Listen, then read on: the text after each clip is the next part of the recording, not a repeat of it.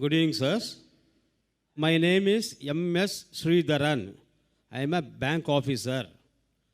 And I have been earning my salary from my bank, from the bank's main income, that is interest.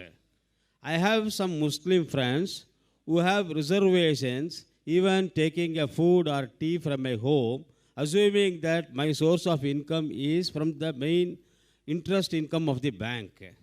Please clarify if the interest as mentioned in the Holy Quran is the same that the modern bank is practicing receiving or paying. One second, my question is incomplete, I'm sorry.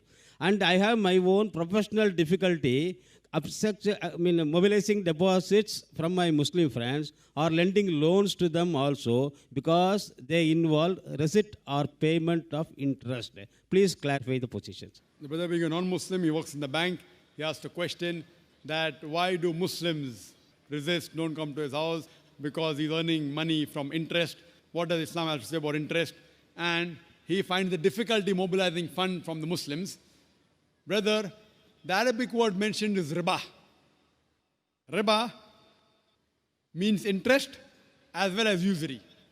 Some people, they think that riba does not mean interest, but it includes interest as well as usury.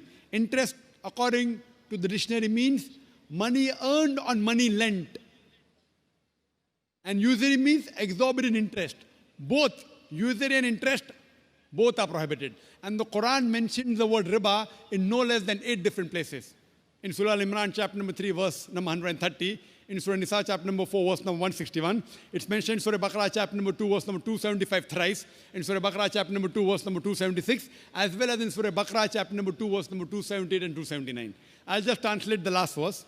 Surah Baqarah, chapter 2, verse number 278 and 279 says that if you give up not your demands of riba, of interest, then take notice of a war from Allah and His Rasul. So anyone who deals with interest, gives interest or takes interest, he is waging a war with Almighty God Allah and with the Messenger Prophet Muhammad Sallallahu Alaihi Wasallam. It is one of the major sins in Islam. One of the major sins. And one of these says, one of the lower level of interest is equivalent to doing zina, adultery with your mother. Now what is the logic behind it? You can hear my talk on interest-free economy promulgated by the Quran. It's a big talk.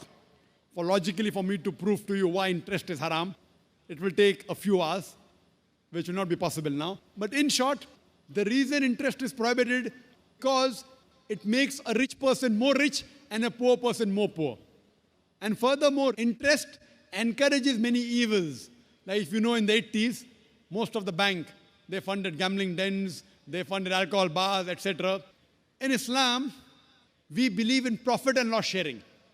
See, today, you being a banker, you know, the company which has the least debt is a better company.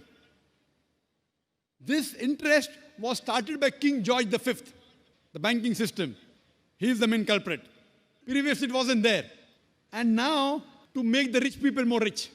If a poor person wants loan from a bank, it's difficult. You want to see what is his asset, how much is he earning. So it's more difficult for a poor man to get loan. And furthermore, if you analyze the top companies, they are debt-free companies. Therefore, today we find stock listing. You know Anil Ambani, he floated the Reliance Power. How many? 1.1 lakh crores. You got 100 times more than what he wanted. No bank would have given him so much money. What he did? He floated stock. What is stock? It is Islamic system, profit and loss sharing. Correct? In interest, it is haram because there are many negative factors. In Islam, we believe in profit and loss sharing. You know, you buy shares. You buy shares of a company. If you make profit, you get profit. If you make loss, you make a loss. It's not fixed, 8%, 9%. And the other person makes a lot of money. So what they do, they float shares. So if you buy stock of a halal company, as long as it's not alcohol company, it's not bank, it's not haram activity, it is Islamic. So we in Islam believe in profit and loss sharing. Anil Ambani, he floated, he got 100 times more than what he wanted, correct? 1.1 lakh crores. In 1 hour itself, He got more than 10 times than what he wanted. Why? People thought, okay, if I invest with Anil Ambani, I'll not get that fixed 8%, 9%, 10%. I'll make 20%, 30%, 50%. You know, and the mutual funds, if you're a banker, JM Basics, number one, 116% in 1 year. So what in Islam we believe? In profit and loss sharing. That's the reason riba, fixed interest, fixed amount on money earned or money lent is haram. For more details, refer to my video cassette, Interest-Free Economy Promulgated by the Quran. That's the reason if you change your bank from a conventional bank to Islamic bank, inshallah, you'll have Muslim customers. Inshallah.